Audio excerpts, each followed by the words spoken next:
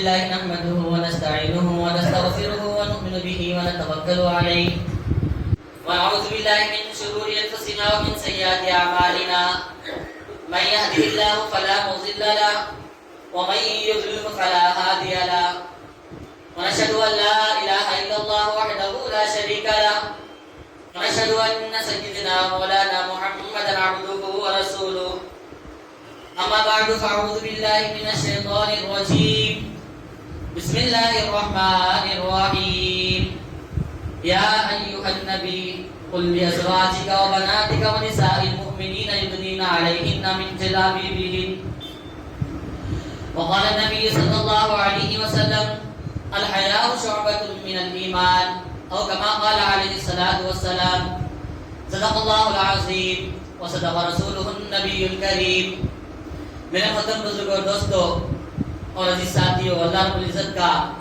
بے انتہا فضل ہوا، کرم ہوا کہ اللہ رب العزت نے مجھے اور آپ کو اذان سے پہلے اپنے گھر میں آنے کی توفیق عطا فرمائی، اور ہم نے اللہ تبارک و تعالیٰ کا بہت بڑا حکم، اللہ تبارک و تعالیٰ کے بہت بڑے حکم کو پورا کیا ہے۔ اللہ تبارک و تعالیٰ فرماتا ہے یا ایھا الذین آمنوا اذا نودی للصلاۃ من یوم الجمعہ فاسعوا الی ذکر اللہ، ایمان والو جب جمعہ کی اذان کے لیے تمہیں آواز دی جائے، جمعہ کی نماز کے لیے تمہیں آواز دی جائے تو تم اللہ کے ذکر کی طرف دوڑ پڑو۔ اذان سے پہلے اللہ نے ہمیں آنے کی توفیق عطا فرمائی۔ اللہ سے دعا کرنا چاہیے، اللہ ایسے فتنے فسادات کے دور میں تو ہم سے کام لے رہا ہے، یہ تیرا بڑا شکر ہے کہ تو ہمیں اذان سے پہلے آنے کی توفیق عطا فرمائی۔ اللہ موت کے آخری سانس تک، مرتے دم تک ہمیں ایسے ہی ہر نماز کے لیے آنے کی توفیق عطا فرما۔ میرے محترم بزرگ دوستو، 2 جمعہ سے ہمارا تذکرہ چل رہا تھا زنا کے بارے میں اور پردے کے بارے میں، انشاءاللہ آج وہ موضوع ختم ہو جائے گا۔ میرے محترم بزرگ دوستو، بچنا آسان بہت ہے اگر آدمی چاہے، کیونکہ آپ صلی اللہ علیہ وسلم نے فرمایا الدین یسر، دین آسان ہے، بندے کو اس پر عمل کرنا چاہیے۔ کوئی آدمی یہ نہیں کہہ سکتا کہ دین کے اوپر عمل کرنا بڑا مشکل ہے، نگاہوں کی کیسے حفاظت کریں، پردہ کیسا اوڑھا جائے، اور دوسرے جتنے مسائل ہیں جو آپ کو مشکل لگتے ہیں، یہ تمام کی تمام باتیں انسان کے دل کے واسطے مجبور ہوتی ہیں کہ کام ہم سے نہیں ہو سکتا۔ لیکن میرے اور آپ کے آقا جناب محمد رسول اللہ صلی اللہ علیہ وسلم نے فرمایا کہ دین یسر، دین آسان ہے، آپ سے بڑھ کر کوئی کسی کی بات نہیں ہو سکتی۔ میرے اور آپ کے آقا جناب محمد رسول اللہ صلی اللہ علیہ وسلم کی زبان سے نکلی ہوئی بات گویا کہ اللہ تبارک و تعالیٰ کی طرف سے وحی ہے۔ آپ اپنے دل سے کوئی بات نہیں کہتے، بلکہ جو کچھ آپ کہتے ہیں وہ کیا ہوتی ہے، وہی ہوا کرتی ہے۔ تو آپ صلی اللہ علیہ وسلم نے فرمایا الدین یسر، دین آسان ہے۔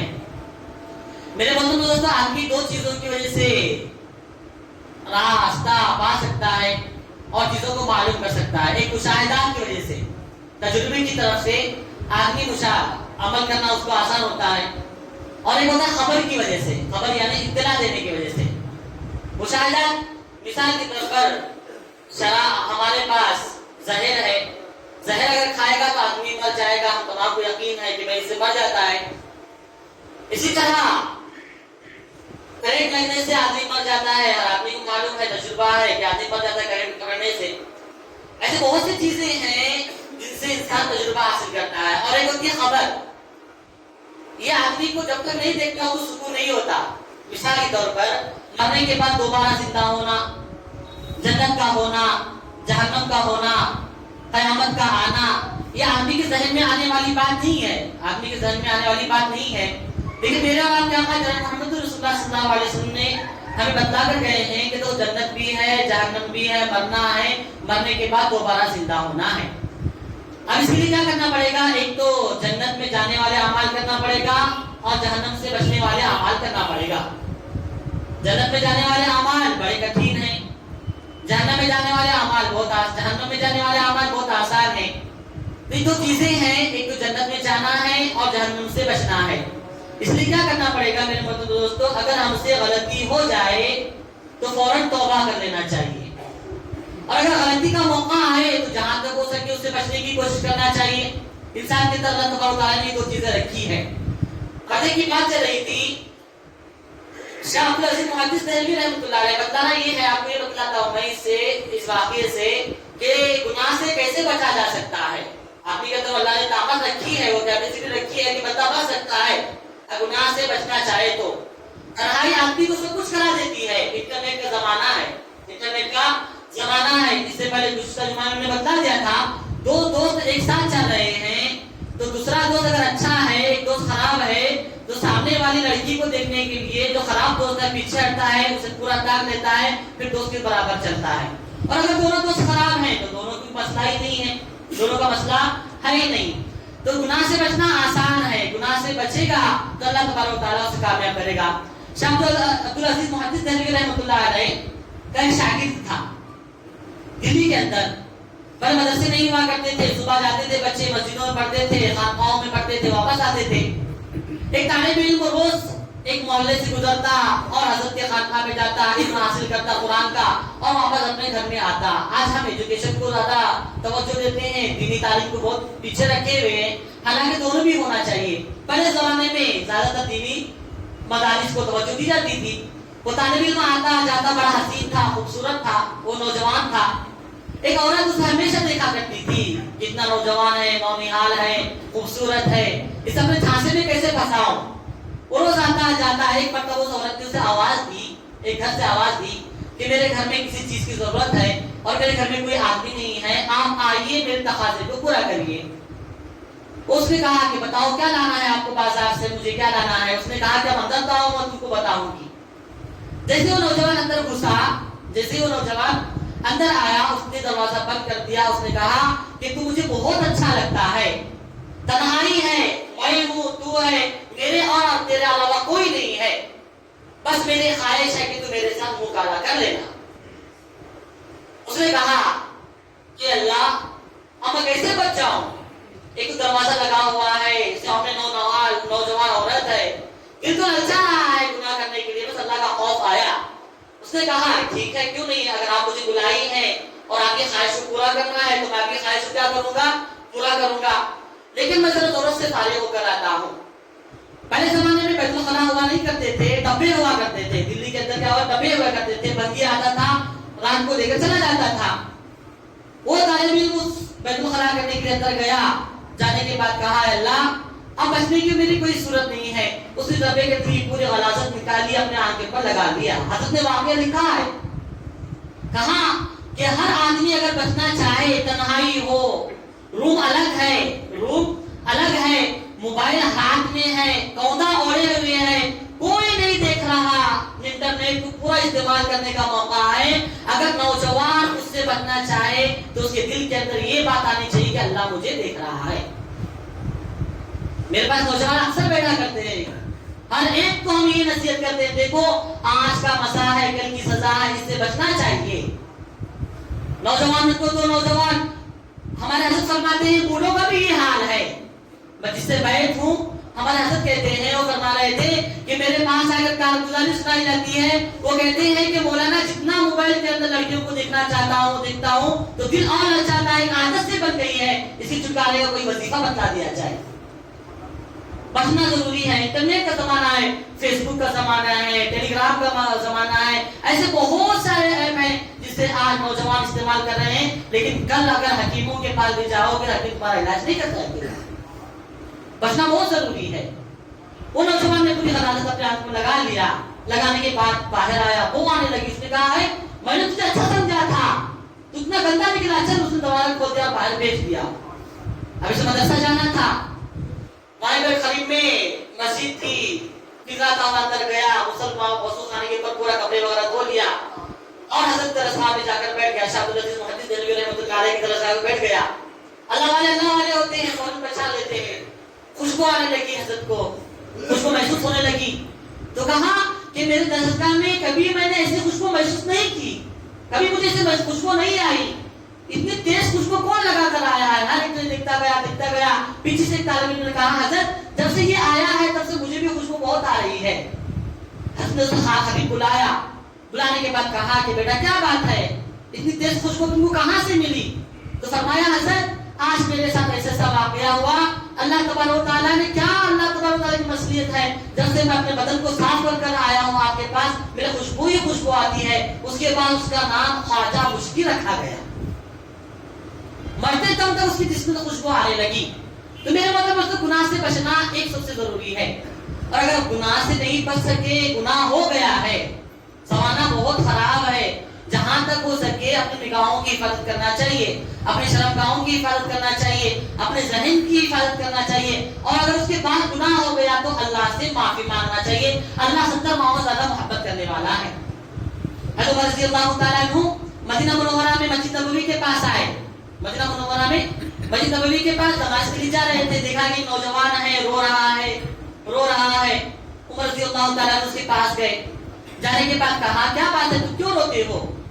کہا کہ مجھ سے ایک بہت بڑا گناہ ہو گیا ہے، مجھ سے ایک بہت بڑا گناہ ہو گیا ہے، اب اللہ مجھے معاف کرے گا یا نہیں کرے گا، اس لیے میں نادم ہو کر رو رہا ہوں۔ عمر رضی اللہ تعالیٰ نے کہا کہ کیسا گناہ ہو گیا ہے، بتاؤ تو صحیح، اللہ تبارک بڑا رحیم ہے، کریم ہے، وہ تم کو معاف کرے گا کہ نہیں؟ مجھ سے بہت بڑا گناہ ہوا ہے، میں گناہ بیان بھی نہیں کر سکتا۔ عمر رضی اللہ تعالیٰ نے کہا کہ کہو کیا گناہ ہوا ہے؟ عمر رضی اللہ تعالیٰ نے سب ڈرا کرتے تھے۔ اس نے کہا کہ میں کفن چور ہوں، اس نے کہا میں کفن چور ہوں، اور میں کفن چوری کرتا ہوں، اور کفن چوری کرنے کے بعد اسی کفن کو بیچتا ہوں، بیچنے کے بعد اپنی زندگی گزارتا ہوں۔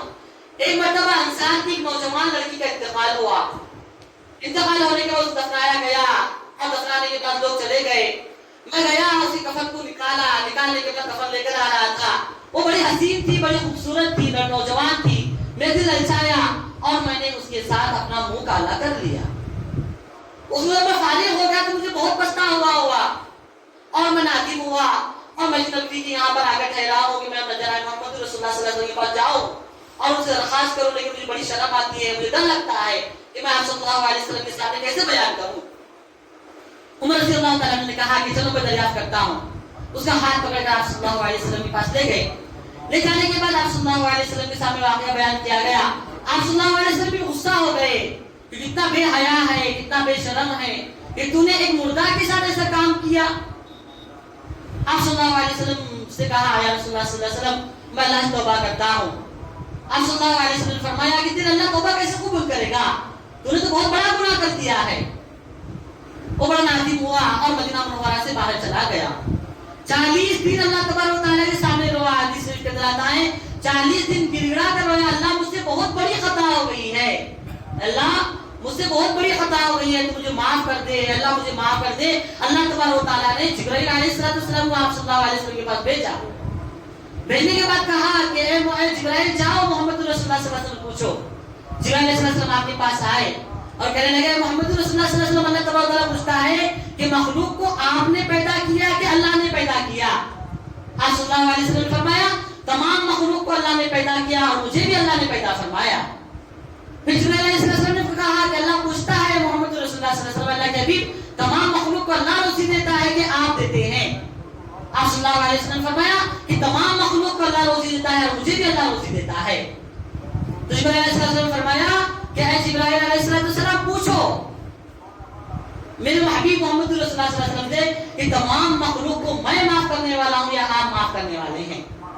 آپ صلی اللہ علیہ وسلم نے فرمایا کہ تمام مخلوق کو اللہ تبارک و تعالیٰ معاف کرنے والا ہے اور میرے خطاؤں کو بھی اللہ معاف کرنے والا ہے۔ جبرائیل علیہ السلام نے فرمایا کہ جاؤ اس نوجوان کو بلاؤ اور اس سے کہو کہ اللہ تبارک و تعالیٰ نے اس کی توبہ قبول کر دی ہے۔ آپ صلی اللہ علیہ وسلم نے جگہ سے اٹھے اور ایک صحابی کو بلایا کہ فوراً جاؤ اسے بلاؤ، اللہ تبارک و تعالیٰ نے اس نوجوان کی توبہ کو ایسے قبول فرمایا ہے کہ جبرائیل کو میرے پاس بھیج کر اس کو مصداق سنا دیا ہے۔ بلاؤ اسے، بلایا گیا، اسے خوشخبری سنائی گئی۔ اس کے بعد عمر رضی اللہ تعالیٰ نے کہا کہ اب مجھے لگتا ہے کہ میرے گناہ اگر ہو جائے پہاڑوں کے مانی اور سمندر کے چھان کے مانی، اگر میں اللہ سے توبہ کروں گا تو اللہ ضرور میری توبہ کو قبول کرے گا۔